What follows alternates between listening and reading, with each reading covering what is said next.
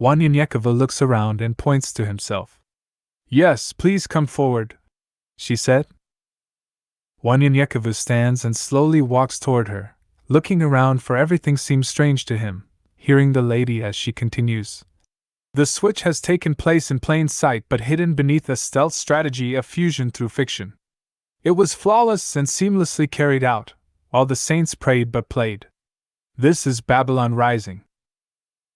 Wanyanyekova, trying to remember where he'd seen her before, as she had finished talking, the entire scenery had changed again, and it looked as if they were in today's time.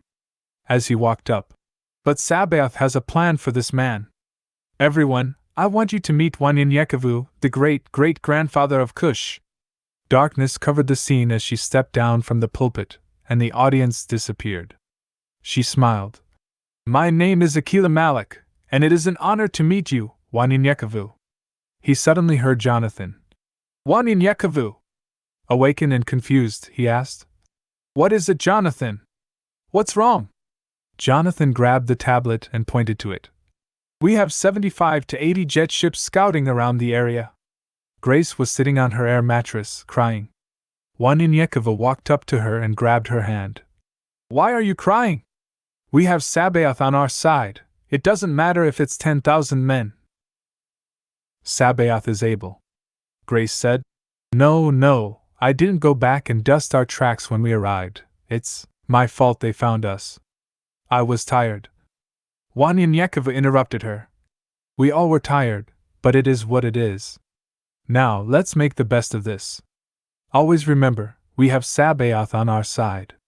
We're enlightened, not perfect. Plus, they could have tracked us from their last transmission. Who knows? Gathering everyone together, they looked at the tablets. The way they are moving around, they don't know exactly where we're at, said Jonathan. No, they don't, Elijah said, listening in on their conversations. They lost our tracks at the foot of the mountains. They have sent 3 sets of 4 scouts in all directions a few miles ahead. Pointing to Wanyanyekova's tablet. They are here, and here. He paused. Hold on. He signaled everyone to be quiet. The shipment belongs to an Abenian named AQ1. He wants the heads of all responsible for the destruction of his shipment. He paused again. 2 million bitcoins reward. We have another bounty on our heads. Wanyanyekova said. All right, me, Joam, and Elijah, let's attack the one closest to us first, Grace. I need you to attack the ones on foot. Start, hear the one the farthest from us, and work your way up towards us. Elisha and Daniel shall cover you. Once these are taken care of, Joy, I need you to stand guard here with Mercy and Jonathan. Take your tablets, and destroy the scouts as they return. He thought for a second. We need some way to communicate, Elisha said. We do, the tablets, but once we use them, it will reveal our location. Wanyanyekova said. That won't work then. Are they on some kind of communicator themselves? Elijah said. Yes.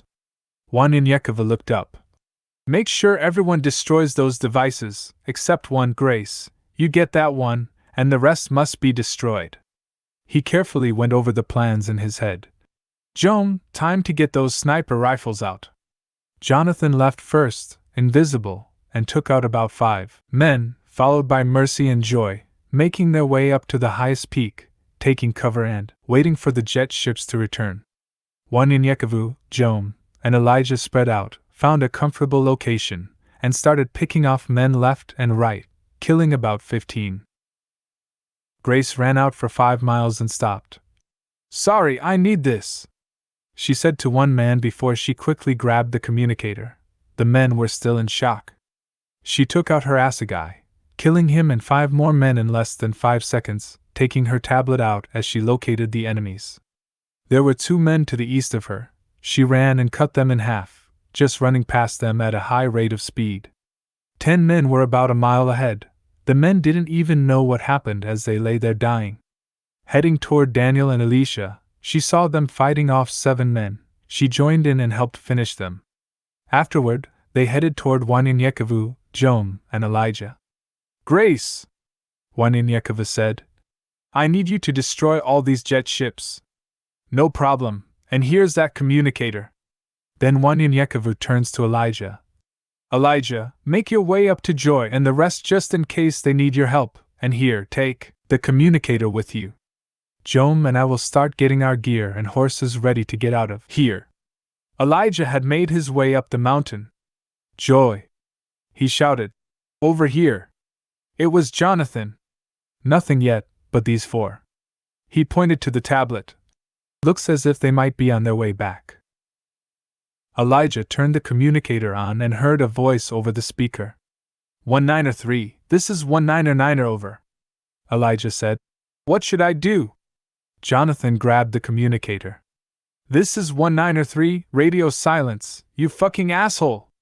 Pointing to a red dot on the tablet, Jonathan said. That's got to be these guys here because they sped up. They are coming in from this direction, Joy. He shouted. At 3 o'clock. Joy replied. No, it's around 6 o'clock. Jonathan laughed and pointed. No, he said. They are coming in from this direction, 3 o'clock. She smiled. Okay, yeah, I see it. Jonathan quickly asked. How far can you make a direct hit without losing your intensity? Joy said. I don't know, we never measured that.